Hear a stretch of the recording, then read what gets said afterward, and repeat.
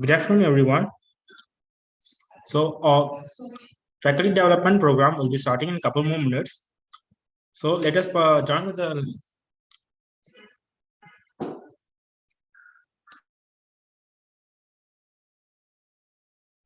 So, a few more participants are on the way to join with us. So, let's wait for them.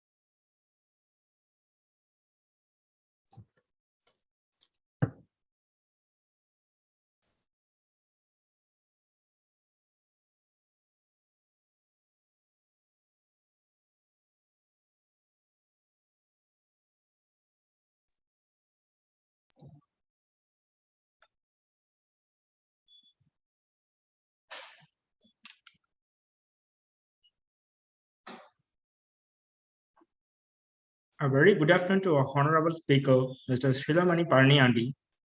Sir, shall we just wait for a couple more minutes? Because a lot more participants are joining with us. Yeah, I can wait. No problem. No issue. Thank you for your presence, sir, and have your available.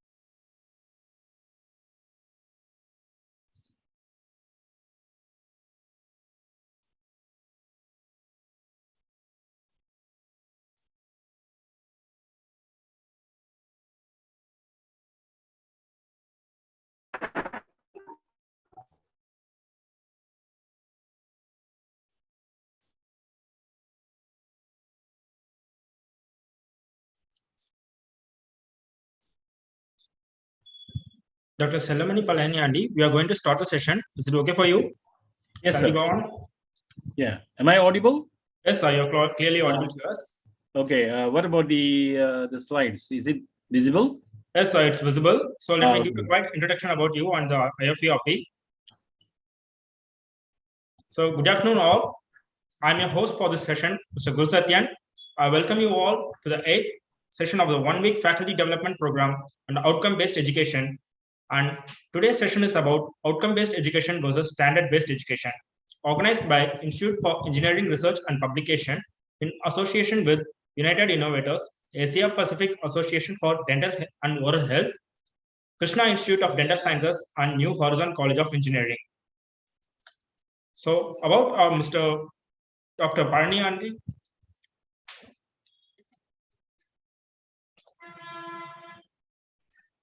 So Dr. Seloamoney Palaniandy, or Dr. Silva, as he is the best known among friends and colleagues, a highly respected educationist in Malaysia and in the region. Over the years, he had worked out in many culturally diverse academic settings and different countries under different capacities. So we are expecting a great session from Mr. Seloamoney Palaniandy. So you can proceed on, sir. Can I? All right. Okay. Thank you for the introduction. Very good afternoon, everybody. It's a pleasure and honor to be with you at this distinguished conference. First of all, I would like to express my gratitude to the organizers of the conference for providing the opportunity to be a speaker. It's a real honor. Outcome-based education, my title, holds a big scope, and I believe some of the other areas in this discipline will be dealt adequately by the other speakers from various angles, perhaps depicting various cultural and institutional contexts. My presentation today is about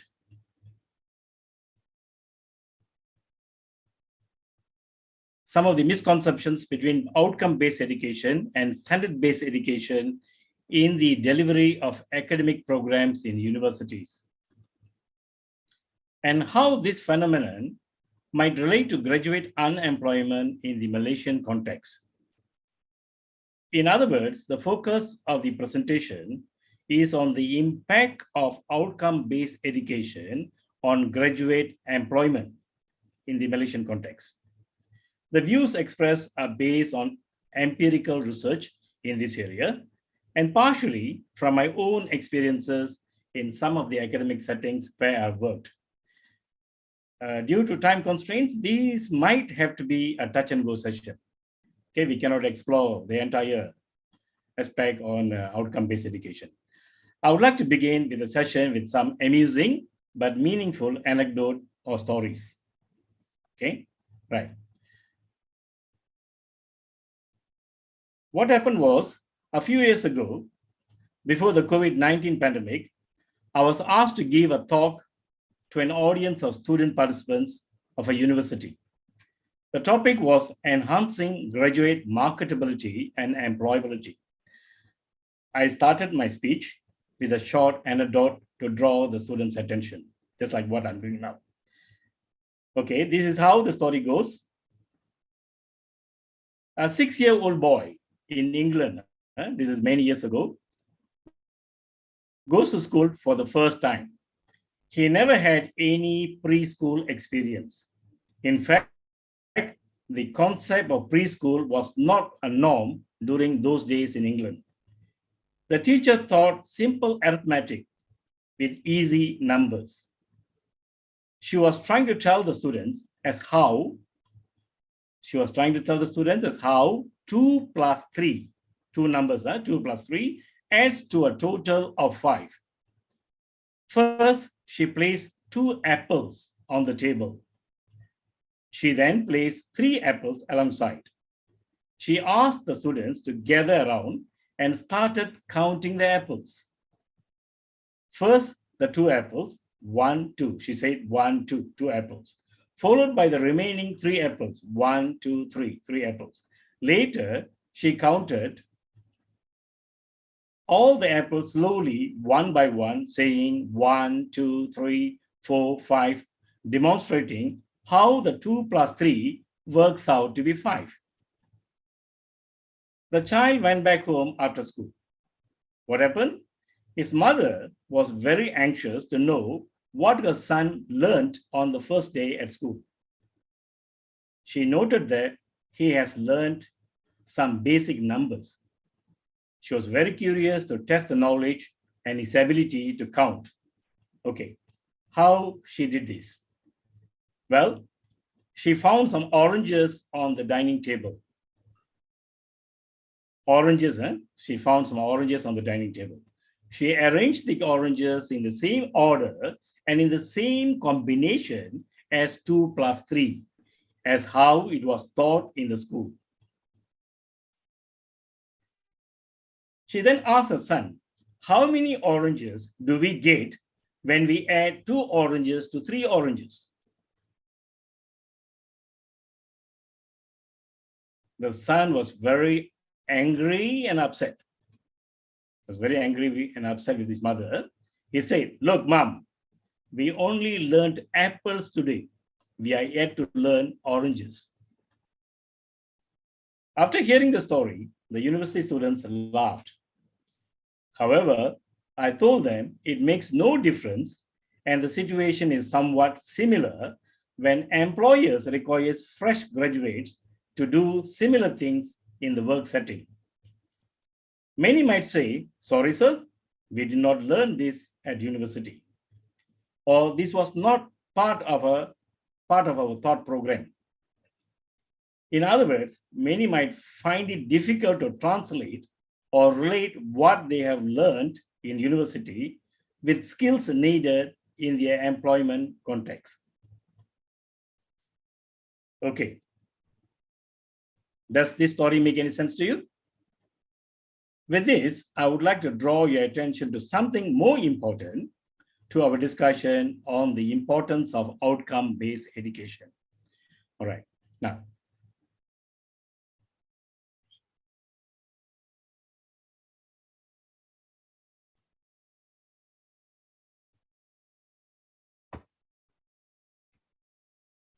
Okay, can you see the two figures, two prominent figures on the screen? Henry Ford and Walter Chrysler. Can you see them? Can I have some response, please? Yes, sir. Yes, sir. Yes, sir, it's visible, sir. All right, okay. Now, have you heard of them? Of course, sir. Of course. All right, of course, certainly, yeah, certainly. Okay, they are very prominent figures in America, especially in the early part of the 19th century. All right. At one point of time, sometime in the 1930s, two American business rivals, these are the Henry Ford and Walter Chrysler, were having a drink at a hotel meeting room.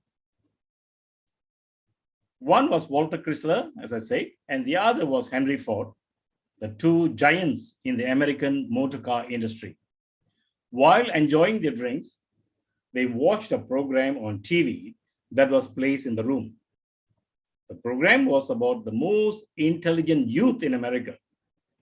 The host asked a series of questions, one after another, in a row to the youngster. The youngster answered all the questions correctly with no hesitation. The questions were about general knowledge. Some of them were historical, geographical facts about America and the rest of the world. Okay, now we have to take into consideration that it was a time when there was no internet. There was no internet, no Google, no Wikipedia, and other technological sources of knowledge. After the program, rather after the interview on the TV, Chrysler asked Ford how much he would pay the young man to work for him.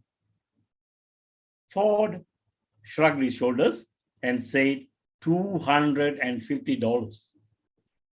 $250. This amount is not by hour, not by day, not by week or month, but for his entire life. He said what the young guy knows and remembers can all be found in an encyclopedia. I'm sure all of you are familiar with the word, with encyclopedia. Prior to Wikipedia, encyclopedia is a common thing, right? Everybody refers to encyclopedia for any reference. During the time, the cost of a set of encyclopedia in America was $250. That's why he said he will only pay $250 for the guy. Okay, that's equivalent to keeping a set of encyclopedia in the room. Why should he hire him? Okay, so that was the point. So according to Ford, he never wanted someone or some candidate who used the brain as a warehouse to store knowledge that has no practical value. Instead, he wanted someone who can think critically, someone who can solve problems, or someone who can make constructive decisions, and one who could constantly work to take the company to the next level of excellence. Okay, fair enough. Now, do you get any idea and how it can be related to our outcome-based education in universities?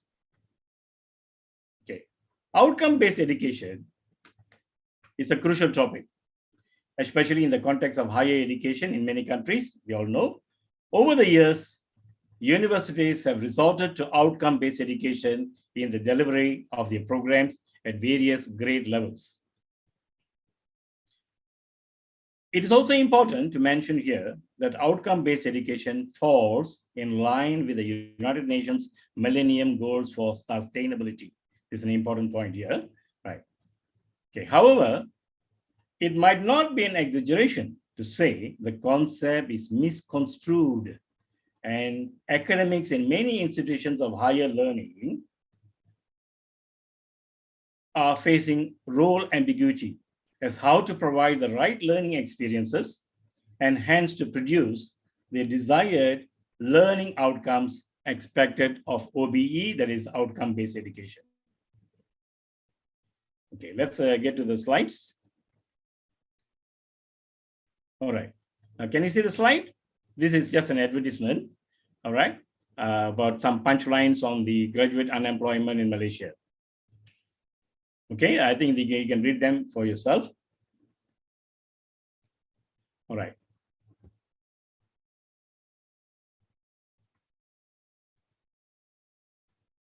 All right, graduate unemployment dilemma. Wait, I'm having some problems here.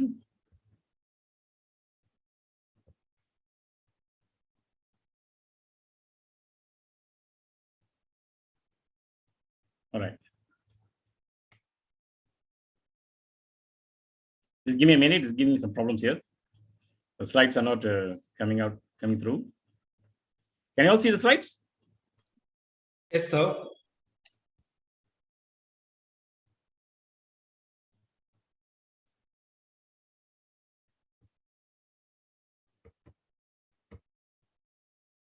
This is blocking my views here. Just give me a minute.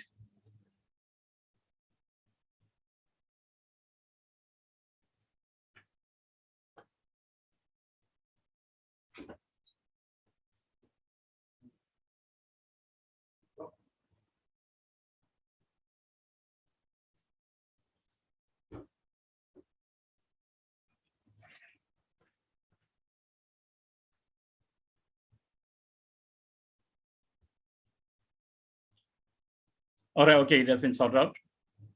All right, graduate unemployment dilemma is not because of lack of job opportunities, but the alleged inability of the graduates to meet industry requirements, right? Okay, we have a serious problem in Malaysia.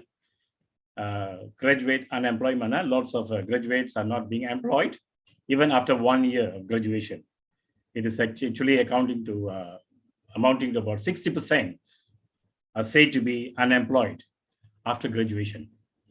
Okay, in other words, we can assume a correlation between the implementation of OBE in universities and the increasing number of graduate unemployment.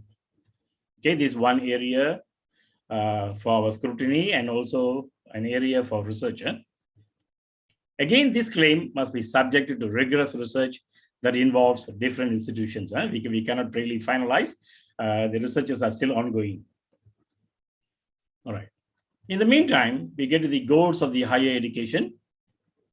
Okay, it is the same as everywhere around the world.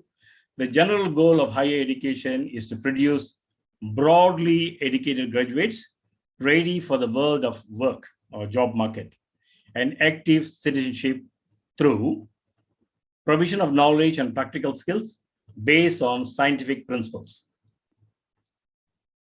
inculcation of attitudes, ethics, sense of professionalism, and leadership skills for societal advancements. Okay, it is not just a degree, but apart from that, we need to equip the candidates, university graduates, with lots of other pertinent aspects, like the practical skill, knowledge and practical skills based on scientific principles, plus attitudes, ethics, sense of professionalism, and leadership.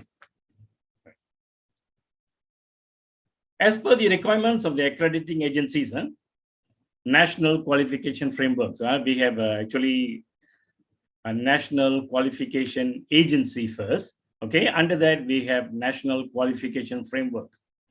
Okay, universities must deliver their respective programs based on student learning outcomes, typical of OBE. So before a university program is approved, it has to go through the process. Okay, the National Qualification Agency will scrutinize before accrediting the programs, before it is launched fully. As such, questions are raised on the validity and reliability of the program learning outcomes, PLOs, and course learning outcomes, CLOs, that relate to outcome-based education. Okay, as they present their programs for approval, okay, one of the most important aspects is that every program must hold program learning outcomes, what the students will be able to do or know at the end of the program. Okay, so this one we say as a PLO, program learning outcomes, and course learning outcomes, CLO. that relates to outcome-based education. Okay, now the problem statement here, universities are allegedly churning out worthless graduates. Universities are allegedly churning out worthless graduates. Universities are becoming more commercialized and students are given customer treatments. Okay, and also alleged mismatch between what is intended and what is delivered in university programs, OBE versus SBE. University graduates do not meet or satisfy employers' demands and job requirements. Okay, these are some of the allegations. Right. Government retraining programs to help enhance graduate quality and to curb unemployment or underemployment among graduates. Okay, this is actually testing the purposiveness and effectiveness of these programs. Okay, and this raises questions. All right. If everything is all right, why should we have a retraining program? In fact, the government is spending billions of ringgit for the retraining programs so that graduates can be employed soon. Increasing number of unemployed graduates in recent years.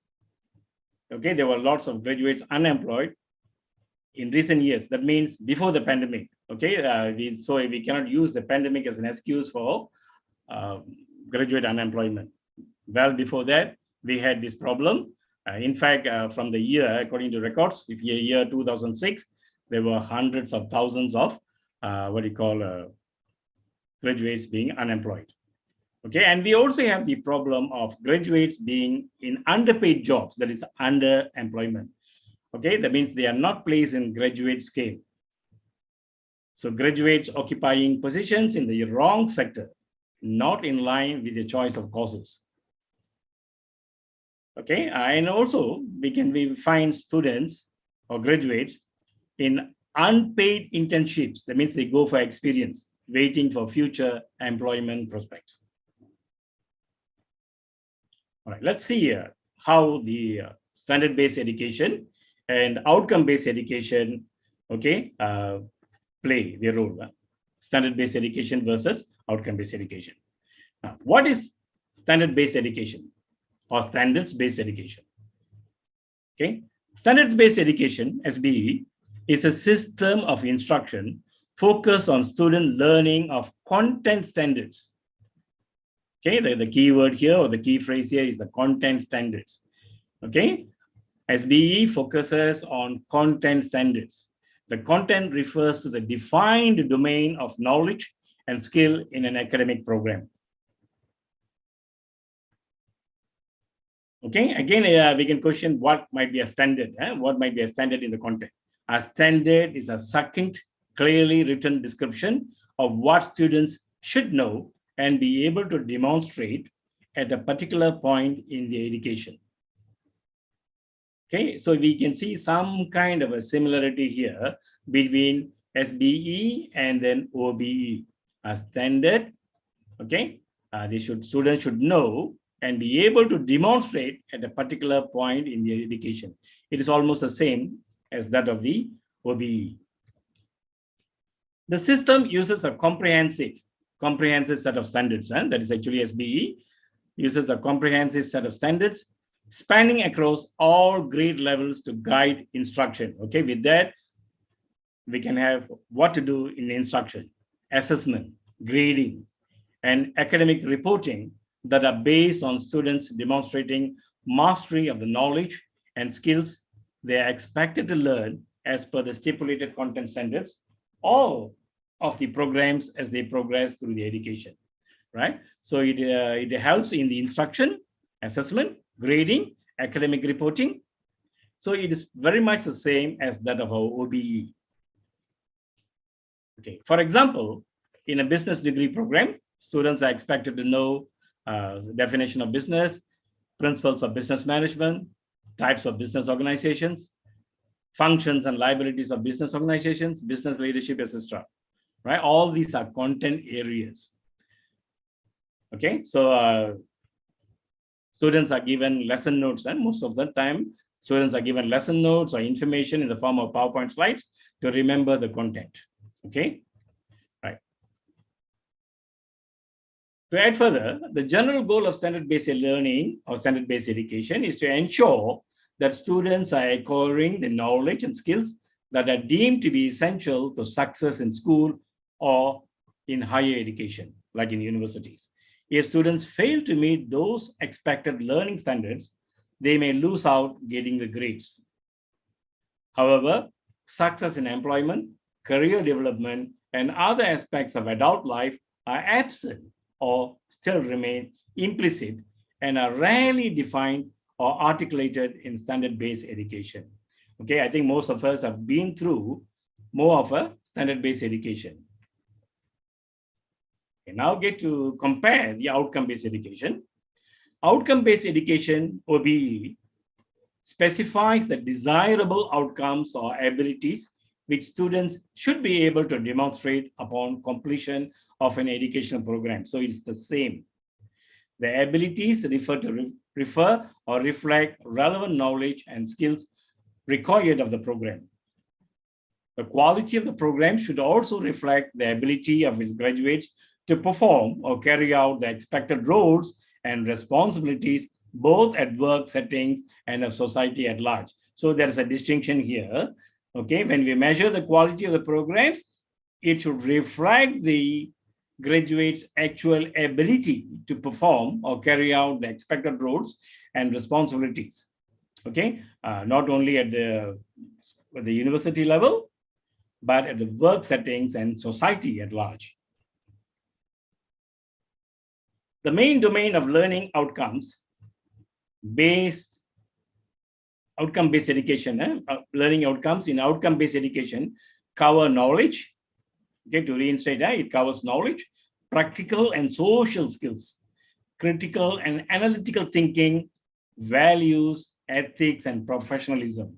Okay, so I've highlighted them in red. Okay, knowledge, practical, social skills, critical and analytical thinking, values, ethics, and professionalism. It is not limited to the content.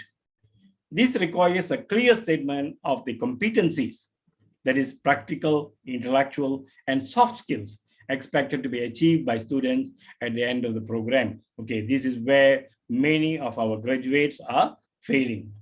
Okay, they are failing to exhibit proper communication skills. In fact, that was the allegation from many of the employers. Okay, they are incompetency in soft skills.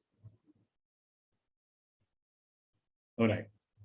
Now, how the standard-based versus outcome-based? In summary, and in basic sense, both the systems require the same thing, knowledge and skills at the end of the program. In some contexts, these two phrases, SBE and OBE, are used interchangeably. In fact, some quarters say OBE is an old wine in a new bottle. There's no difference. However, the learning outcomes are more evident and emphasized in outcome-based education. We can see these learning outcomes. In fact, nobody stipulates any learning outcomes in SBE, but learning outcomes are very evident in OBE. The learning outcomes in OBE calls for the ability to analyze and solve problems, as well as evaluate and make decisions critically and creatively based on evidence and experiences. So it is another mile in education. Education systems, whatever name they are being called, must produce specific learning outcomes that can be measured and assessed meaningfully. This is very important here. Okay, any education system, for the matter, must be measured and assessed meaningfully. In this respect, it is argued that all forms of education are indeed outcome-based. Okay, flaws in the OBE practice. Flaws meaning there's nothing wrong in the OBE practice, but the way how it is being implemented by some quarters. OBE requires student-centered approach, where students are fully involved in the practicality of the learning process. However, lecturers still continue to teach in old ways. Okay, assessments via assignments and examinations are still carried out in traditional ways. Okay, that means we are adhering to the standard-based education style with emphasis only on subject contents. Pedagogical approaches still remain or focus on the lecture methods. Student participation in classroom activities are rare, minimal, or ineffective. Best practices such as problem-based, project-based, and or case study approaches take a backseat. Okay, on the other hand, problems with the industrial training, that is internship students attend at the end of the program. The industrial training students undergo at the end of the program sometimes hold no relevance. Students are reportedly placed in unrelated industrial settings for convenience purposes and due to poor industrial relationships between universities and industry counterparts. Sometimes industries are not really keen on receiving and training the students for internship. This is due to other inconveniences posed by the presence of internship students. Okay, there are a variety of problems, okay, including what you call a requirement on insurance for the students when they are placed in internship. Should something go wrong, who is responsible? One correlation factor that can support this argument, of course, is the increasing number of unemployed graduates in recent years. Okay, now how are we going to promote the integrity of our learning programs in universities? Okay, these are some of the suggestions. Teaching and learning and other supportive activities must conform to the learning outcomes of the program. Okay, learning outcomes are distinguished factors in OBE. Okay, without learning outcomes, without the emphasis on learning outcomes, okay, the programs are questionable. Student internship programs or industrial training must be well planned. Okay, they must be quality-based and supervised, not simply sending students for for internship. Okay, the programs must be well planned. Okay, and make sure, and they must ensure that they are being sent to the right industry, and then students must be supervised. Universities must forge industrial linkages and partnerships. Okay, and they must monitor developments and needs in the various job sectors. Quality assessment strategies must be observed all the way through using OBE standards, quality assessment strategies, not exam for exam's sake and not exam to evaluate the content knowledge of the students, but other aspects. Okay, and finally, there must be exit exams at the end of the programs for final quality assurance. That means when they are coming out of the university, okay, they must be fully convinced and they must be really confident that they can be called graduates per se. Okay. So the learning objectives and outcomes must be set accordingly. This is very important here. All right. As if you are embarking upon the outcome-based education, we have to stipulate the learning objectives and outcomes. Okay, and then most importantly, there must be a clear alignment or synchronization among or between the learning goals, CLOs and PLOs, etc. Okay, and pedagogical instructions. Okay, the pedagogy employed in universities must be student-centered. Okay, this is one of the distinguished aspects of OBE. All right, it must be student-centered. Okay, not a pure lecture method. It's a one-way. Okay, and then there must be student learning activities, student learning activities where they are fully engaged. Okay, and then assessments, be it formative or summative, all must be clearly aligned. All right. So we call it, I don't know how, whether you all, they call it Lola and Lala. Have you heard of this phrase, Lolo and Lala? So this is a common way of saying it. Lolo is actually learning objectives. Lala means learning outcomes, learning alignments and assessments. Learning objectives and learning outcomes, one at one side, and the other side is learning alignment and learning assessments. All right. Okay, and then the other, apart from the content they learn, students are supposed to what you call demonstrate 8 other areas, and this is not these 8 areas stipulated in the Malaysian qualification agency.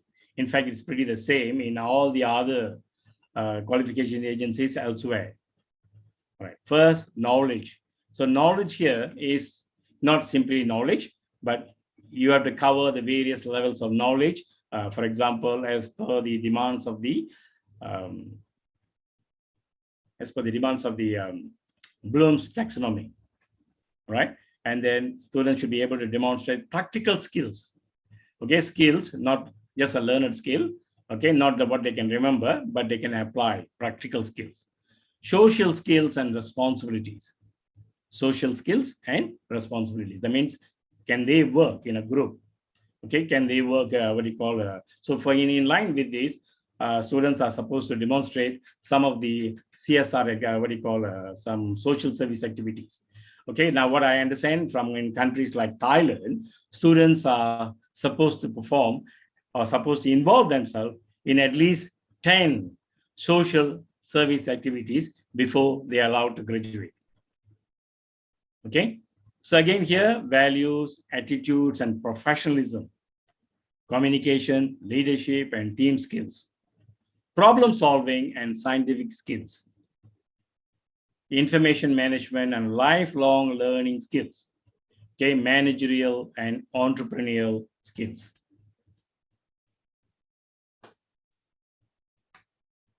Okay. Now, before we come to the end, all right, I would like to say further, to summarize these, at least in some areas, there's a clear mismatch between what is required and what is delivered in tertiary institutions. In the modern context of education, due to huge competitions among graduating students from various universities of the world, in the industry or society expects excellent employability skills from the workforce. The expectation from the hiring process is to get competent graduates who can work with required skill sets and also align with the sustainable growth plan for the employers. As per the requirement of the accreditation and quality assurance, universities and other institutions of higher learning are supposed to implement outcome-based education. We have seen this. This is not only for the teaching and learning process, but also in all the other supportive student activities and assessment strategies. Okay, this must be evident. As said, a huge gap exists between the industry demands and university graduates' actual ability. In other words, there are allegations, these are only allegations, they are not my statements, that universities in general churning out worthless graduates who are unable to perform and those who do not meet the needs of the industry. This notion accounts for graduate unemployment and underemployment in many sectors, and the bulk of graduates are ending up in jobs that have no direct relevance to the programs or courses they have attended at the universities. If universities do not function as per the needs, principles, and true spirit of outcome-based education, the quality of the human capital and labor market will be clearly in jeopardy. In papers, okay, this is very common, in papers and in policy guidelines, universities tend to satisfy the accreditation requirement on outcome-based education and of outcome-based evaluation. They show it in paper. This is done as per the requirement of the regulatory bodies such as the national qualification agencies and national education frameworks. In fact, if we go through the documents at various universities, in paper, okay, in policy, everything is fine. However, how well the university authorities communicate these aspirations to the teaching staff and students, and how well they fulfill the audit requirements raise questions. Universities often claim they impose or practice outcome-based education. However, students reportedly listen to dry lectures, having to listen to meaningless PowerPoint slides and undergo passive learning. The assessment procedures are not thought-provoking. That means it does not require thinking or problem-solving skills, but directly based on the content knowledge that students can regurgitate. Okay, this is somewhat similar to the SBE.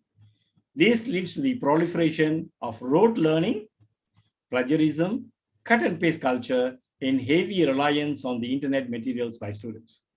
Sometimes universities are in competition with other universities offering similar courses or programs. As such, they are said to be desperate.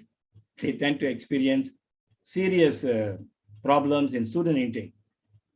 Okay, this could be partially due to the mushrooming number of universities in some countries. Okay, the washback effect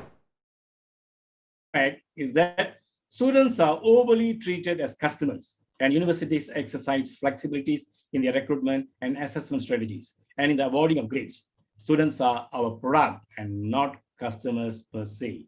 All right, some people consider students as their customers or clients.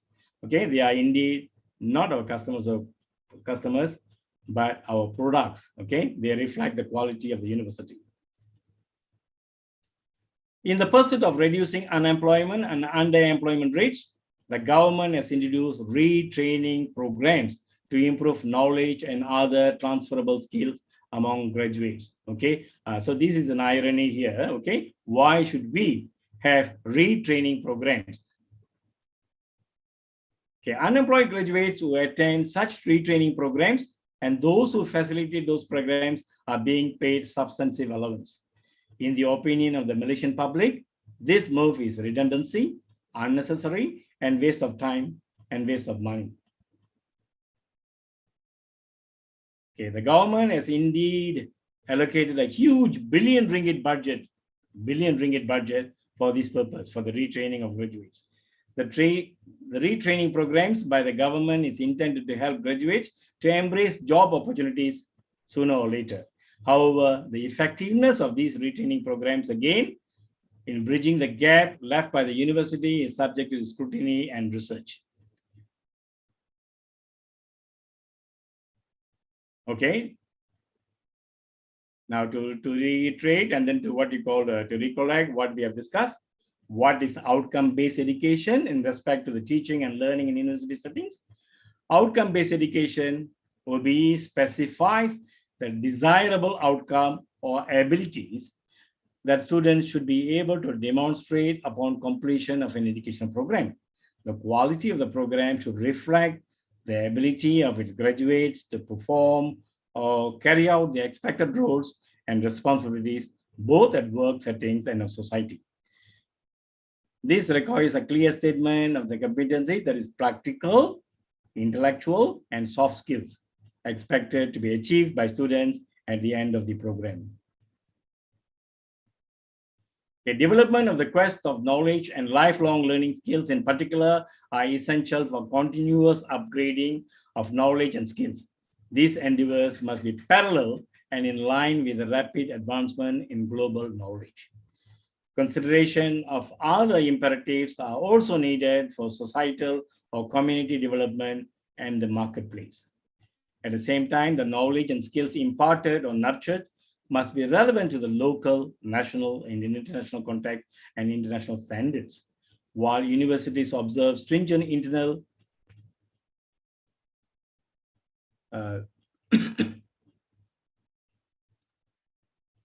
While universities observe stringent internal audit process in their respective institutions, they must also strengthen their relationship with their industrial counterparts. Via industrial visits and other outreach programs, universities must expose, train, and supervise their students for quality assurance.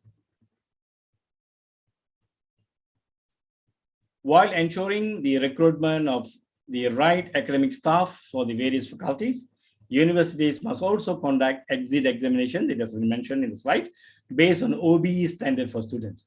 The evaluation should cover questions on the various intellectual, professional, and other transferable skills required of the industry.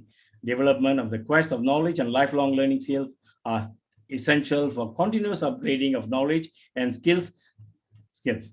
Consideration of other imperatives that are needed by society and the marketplace, all right, And academic programs are supposedly the building blocks.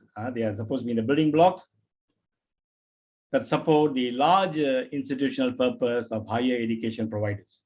Hence, it must take into consideration these larger goals when designing and delivering programs so that one will complement the other.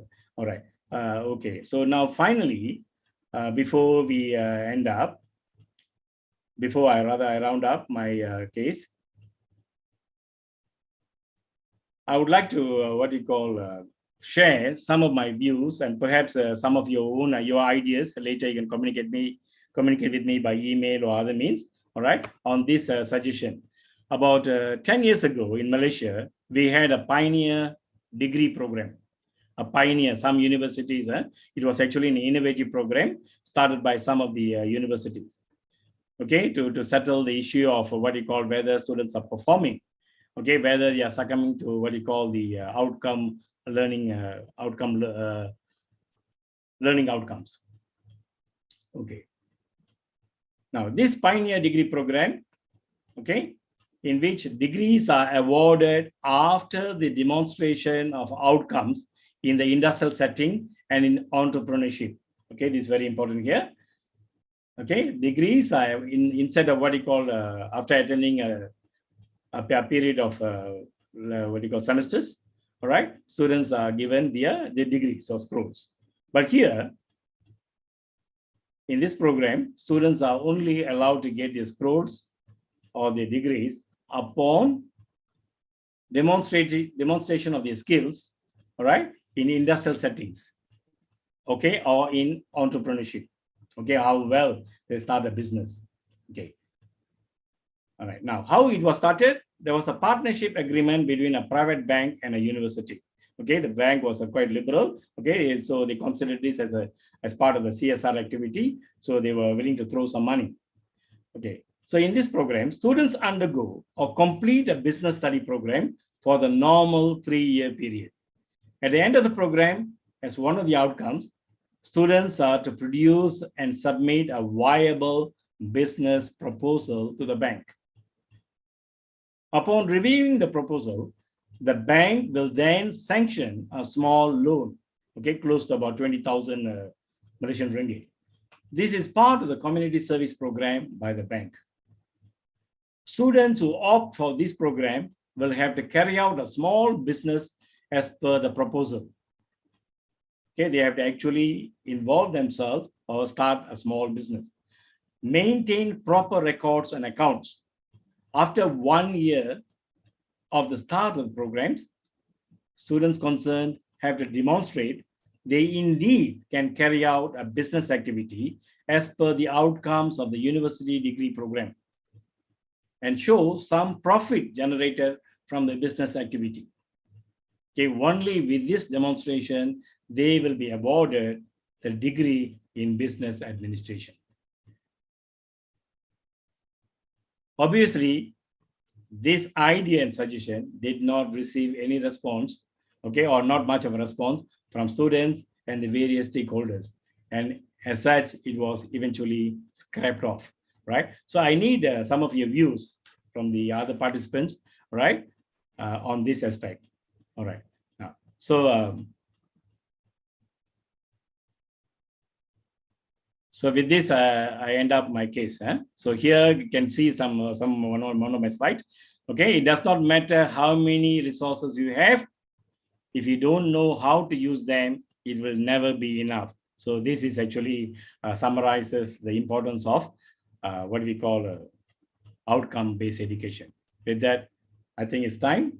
So thank you so much. If there are any questions, you may ask. Thank you.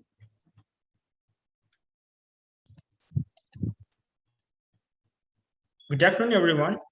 The platform is free for you. Please feel free to ask your queries with Dr. Seloamoney Palaniandy.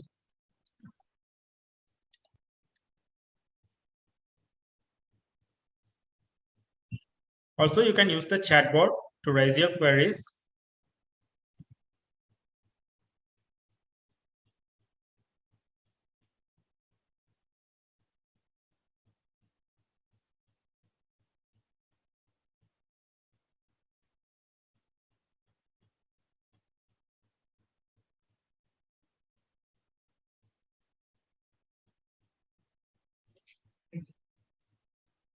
Dear participants, feel free to raise your queries.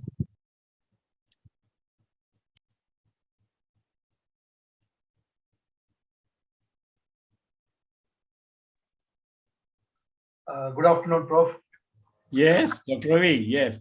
Yes, how are you, Prof? Good, very good. Okay, I have two questions to you today, Prof. Yes. Okay, the first one is I know that you have visited plenty of universities across different parts of the world, and especially from Malaysia and also from Indonesia and Papua New Guinea. Yeah, many, Indonesia, in Africa. Yeah, I know, that it's a long list, I know.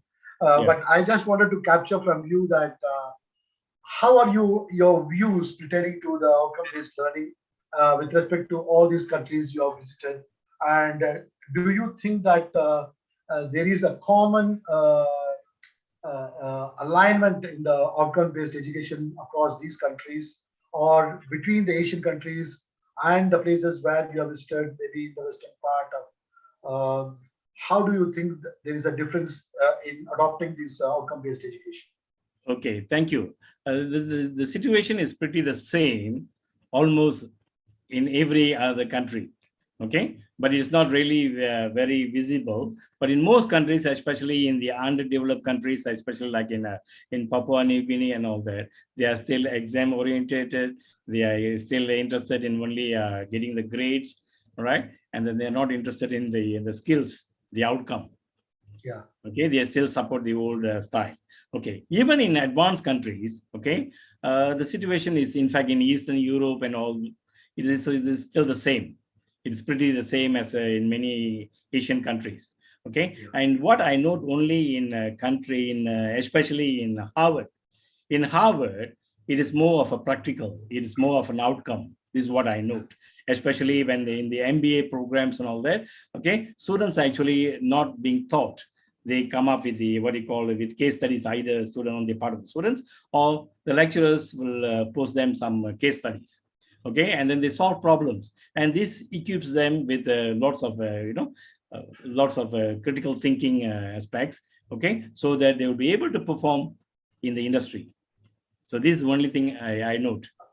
Otherwise, it's pretty the same. They'll still say, oh, we are interested in the outcome. Okay, at the end of the day, what students are going to do, but some or other will go back to square one. Okay, but what they are producing in terms of content. Okay, whether the content can be applied is still a question. Right, and most when I interview some of the students, okay, how well the universities have helped them in their work, they say virtually no. They learn the work from the work experience.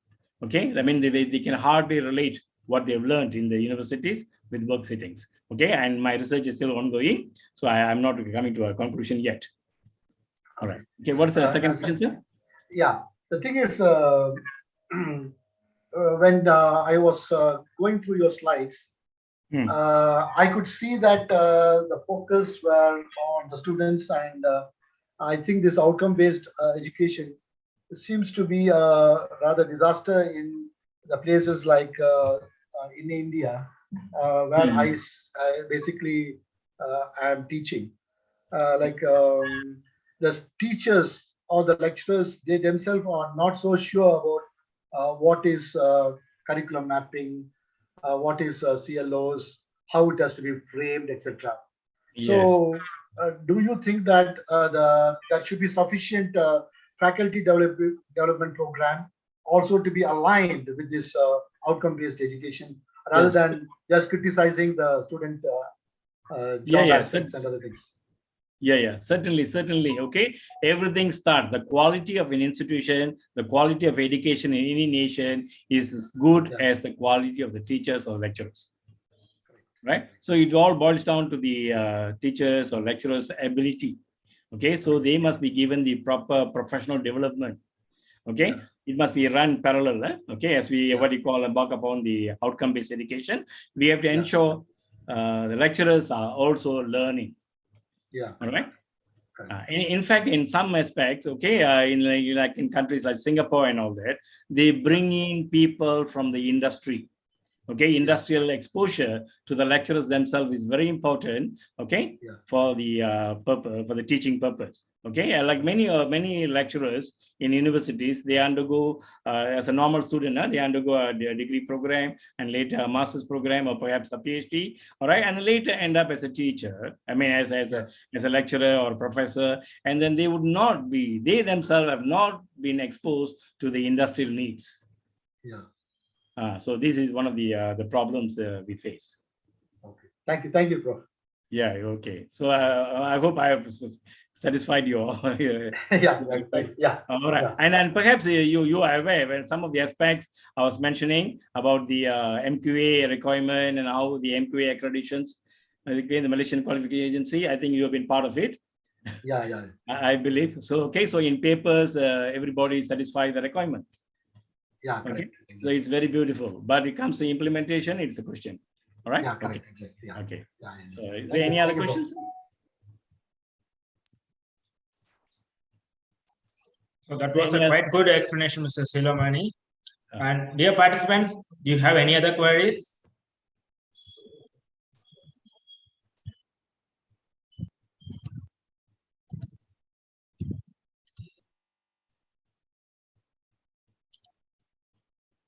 Shall we wind up the session?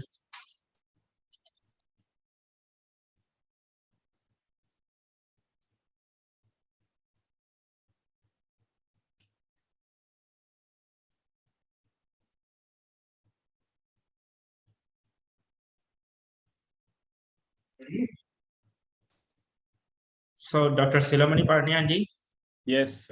Hope there was no more queries from our participants. Thank you. Yeah. So that was a very wonderful session from your side. I believe the FDP session was informative to all the participants. So that was a quite good explanations, and you gave such a good, you just shared your vast experience to us, right? So that was a very pleasant to us. Okay, so with that, thank you so much.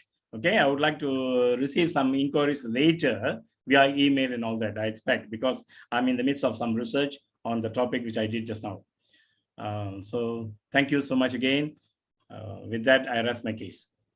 Thank you very much, Mr. Dr. Palaniandy. So good afternoon, everyone, dear participants. So hope you all had a wonderful session. On behalf of IFERP, I heartily thank all professors, academicians, and delegates who have joined us today. I would like to extend my gratitude to our esteemed speaker, Dr. Seloamoney Palaniandy, for delivering the keynote address. And the session was too good. And thanks a lot to Dr. Seloamoney Palaniandy for sharing your knowledge with us. So our next session of our FDP will begin at 4 p.m. in the Indian time. Let's meet again there. And now I'm Gursiddin from IFERP. Thank you all, and I'm signing off.